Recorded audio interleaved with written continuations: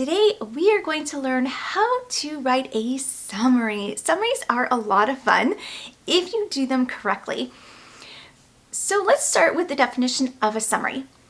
A summary is a shortened retelling of a piece of work.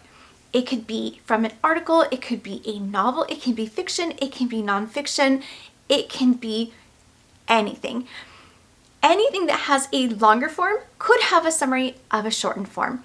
You might have done this without even knowing it, possibly in high school or maybe in English 101 or a literature class where you had to do a book report. You read the entire book, the whole 200 to 300 pages, and then you put it in your own words, in being sure to include all of the main highlights of the story. And your book report is essentially a summary. It is completely in your own words. It is a shortened retelling of the full book, right? So in my classes, I typically have my students do it using journal articles or possibly sections or subsections of the textbook. So before we get into how to actually write the summary, let's talk about a couple rules. We don't want to break these rules, otherwise we may not have a well-written summary. First, before you do anything else, you want to make sure that you've read the directions to your assignment. You want to know, in addition to the fact that you're writing a summary, how long is your summary going to be? The length usually correlates with how long the original work is. If you have a 200-page book that you're writing a summary on, your summary might be 5 pages or maybe 8 pages. If you have a 1-page article, you might only write a paragraph. So know how much you're writing for your summary. This is really important because if you start making your notes and you plan about 100 different plot points that you want to talk about and you only get 2 paragraphs, that is never going to happen. So know your task ahead of time. Always, always know your task ahead of time. After you've reviewed the directions, you know how long of a summary you're going to write. Next, you want to take a note that you want to start reading the text with the purpose of memorizing the details, right? We just talked about plagiarism in a previous video. The way to make sure that you're not plagiarizing is to make sure things are in your own words. Remember, with a summary, no one wants to read the author's words, right? They want to read your words, the author of the summary. They want it completely in your own words. It's a retelling. What you don't want to do is you don't want to have the mindset of an editor, right? An editor would go into the manuscript and they would cut a whole bunch of things out. So if you have let's say you have a 5-page article and you needed to get it down to 3 paragraphs. What you don't want to do is go into the article and just start slashing sentences and paragraphs and chunks until you're down to 2 paragraphs, right? That is not a retelling. Also, you're likely going to cut out some of the main points, and we don't want to do that. Okay, so you're going to review the directions and keep in mind that you're not an editor. Next, as you read, you want to be making notes in the margin. If it's a printed paper or a textbook, that it's okay for you to write in if you own the textbook or have the right to write in it. If not, you can just grab a couple sheets of paper and take your notes on a separate piece of paper. The margins is probably easier. It kind of helps you keep things in order and in place. Take notes in the margin, but do it in your own words. So as you read a paragraph or a section or a subsection, or maybe if it's a book with smaller chapters, you want to be making note of what's happening as it happens. And you'll see why this is important, but you definitely want to take notes in the margin. Now, these notes need to be notes, again, in your own words, but they need to actually be words. What you shouldn't do is just start highlighting or underlining or putting a star or a heart or however else you might mark words, because what will happen is you'll go back to those words and you might accidentally end up using them verbatim or using them way too close to the author's real words, and then you might get into trouble with some plagiarism problems. So we don't want to do that. So as you're making notes, just jot down maybe in like a bullet form, just a couple things about what you're reading, right? To just really help it to sink in and to help you to remember what you're reading. Again, your purpose is to be able to write your summary from memory or really close to from memory, just using just your notes and what you've processed as you read and understand the material. Okay, so next is you want to make a list of the main points or annotate it in the margins, however it is that you're taking your notes. Wherever you're taking your notes, make sure you annotate the main points. So over in the left-hand margin or the right-hand margin, again, without highlighting or underlining, we want to touch the actual text as little as possible, again, just to make sure things are in our own words. So in that left margin, if you're on the left-hand side page, if you come to something that you feel is a major point, you just want to mark it. Like you could say major point because. Maybe you could number them, like first major point because, and then put a little reason, just a nice short, a couple words to help you remember. Again, we're trying to avoid plagiarism. We really want to make sure a summary, it doesn't matter what college you go to, what school you go to, what program you're in. I have my criminal justice students do it. I have my law students do it. It doesn't matter. English students do it. This applies the same. A summary is always going to be in your own words. So help yourself out as much as possible. Make notes in your own words as you're reading. You'll remember your own notes better than you'll remember the passages that you just read. And the notes are all you're going to need anyways. You'll see as we get to further steps that your notes are going to be really important. Okay, so take good notes in your own words. Next, again, as you read, you're marking the main points, but you also want to mark where you feel the beginning, the middle, and the end of whatever it is that you're reading lies. So if you're reading a full-length novel, the beginning might be just one chapter, right, before you start getting to the good plot points right in the middle, or it might be 3 or 4 chapters in. Wherever you feel like a good beginning, middle, and end would be, make sure to note that. If it's, say, a 1-page article, and it has 7 or 8 paragraphs, it's not to say that it will be divided up in thirds, and the first third will be the beginning, the second third will be the middle, the last third will be the end.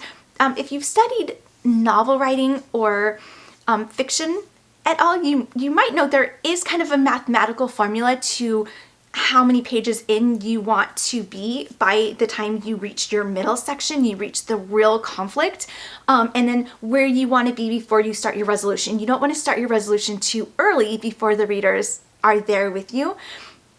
So it's not always going to be an equal division. However, if you're reading something that is fact-based, if you have a nonfiction piece like my students most of the time do, those tend to stick a little bit more to the traditional third, and third, but just feel it out.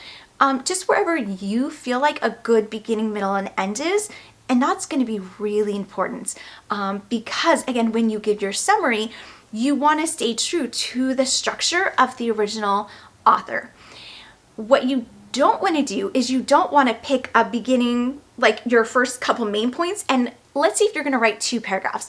If in 2 paragraphs, if each paragraph is maybe 5 to 7 sentences, you probably don't want more than 3 main points in each paragraph because you need your main point, but then you also need to explain it, right? So if you're talking about how some fossil fuel has recently been discovered, you don't want to just state the fact and not talk about it, right? So give yourself room to talk about it. So pick out a couple plot points for, or main points for each paragraph. Give yourself some room. So you need your beginning, middle, and end.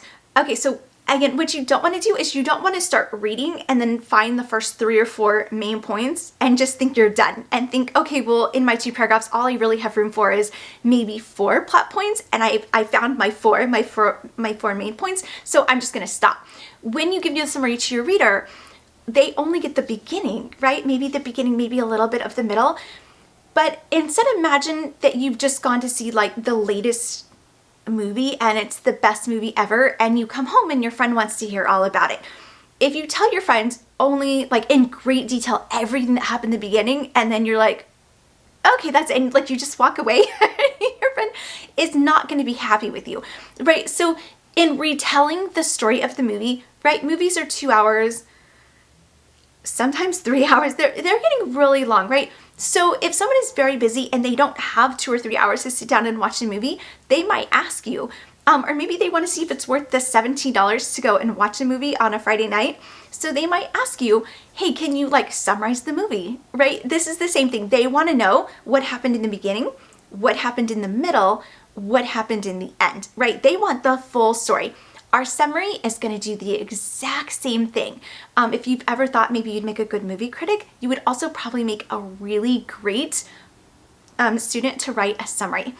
Almost the same concept, right? In your own words. When you tell what happens in a movie, it's always going to be in your own words, right?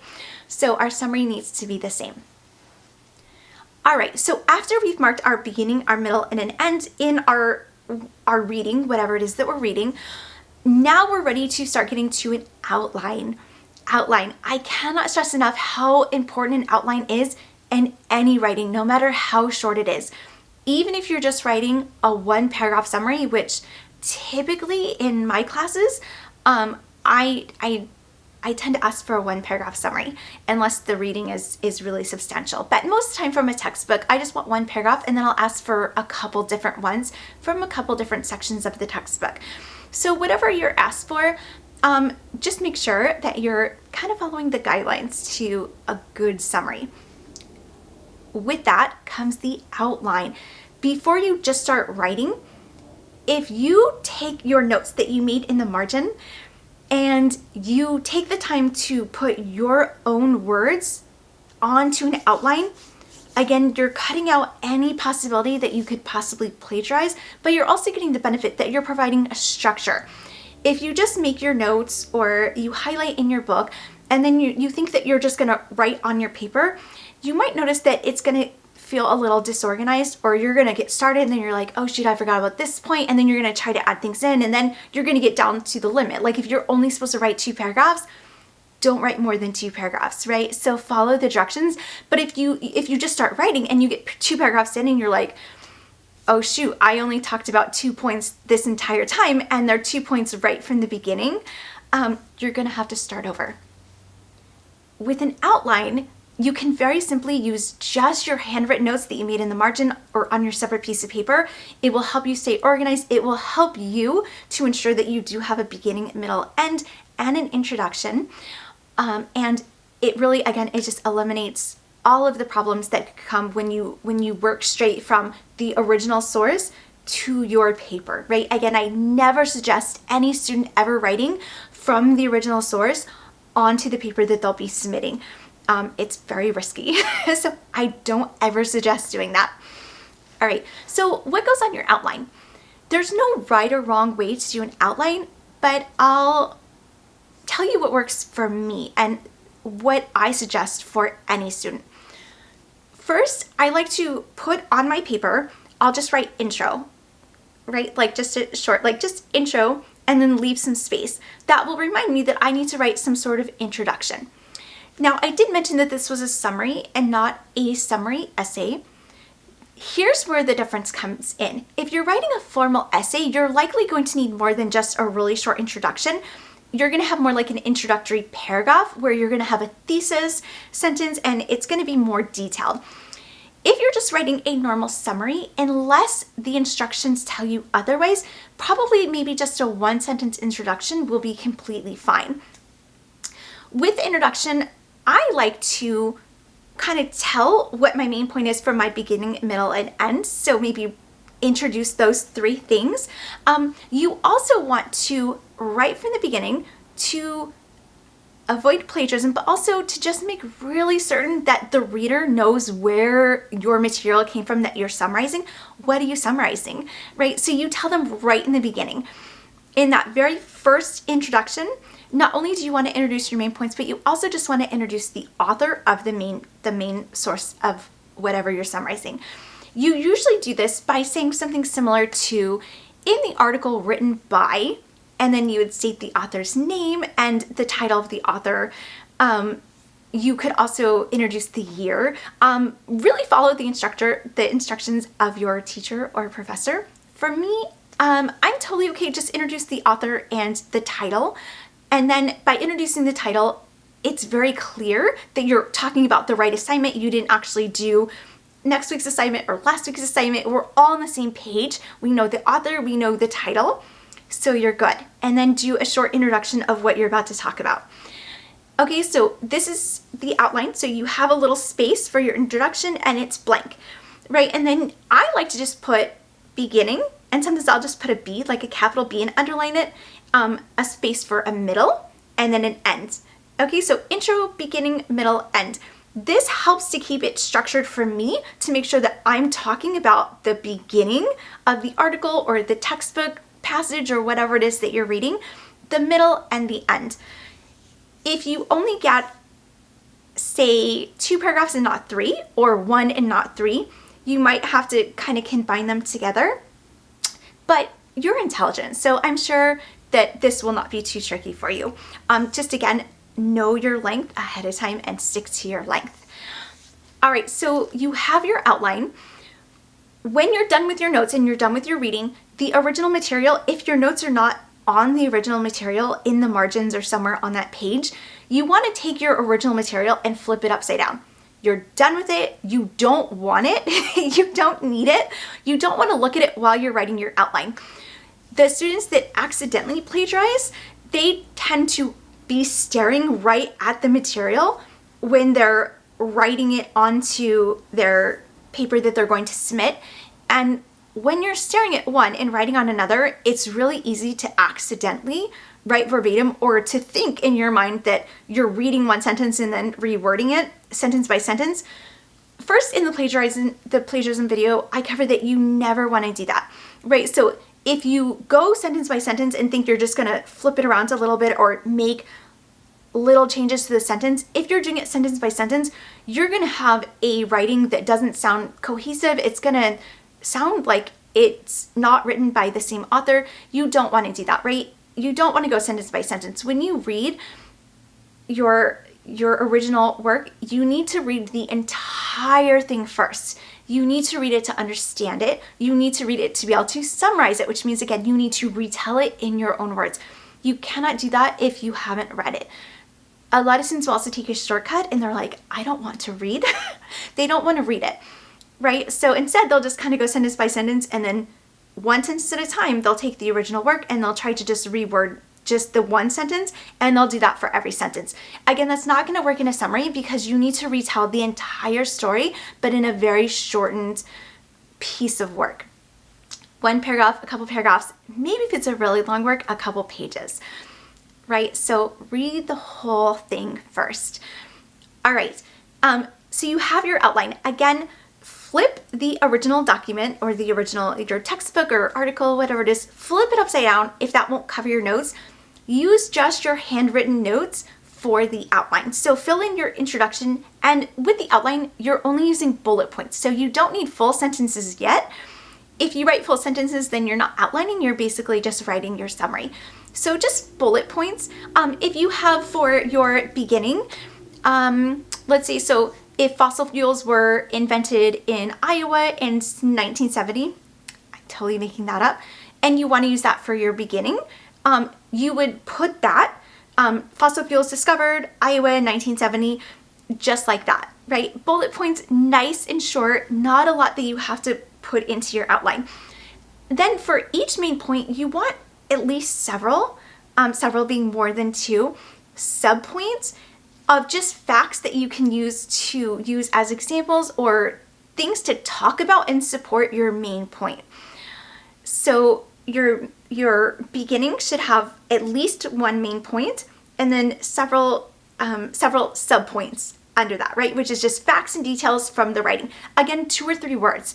It could even be 1 word, right? If something failed, your main first subpoint could be failed, right? So get a couple subpoints. And again, you take this directly from your notes in your margin or your separate piece of paper from your notes in your own writing. Do not go back to the original writing.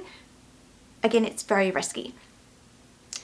All right, plus you took all that time to make your own notes, so this is where that work pays off, that now you get to use your own notes. And doing this outline, because the summary is so short, should be really fast and easy, and the payoff is really big. So do the outline.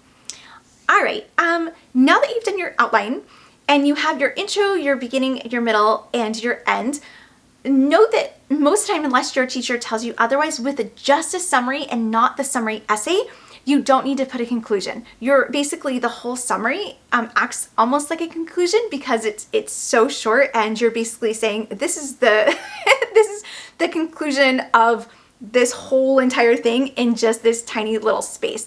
So you don't need a conclusion. You would also just essentially be restating what's above because there isn't any extra. Normally in a conclusion, you're not restating anything, so you want to say everything in original words. You're not introducing anything new. You're just basically wrapping up in different language.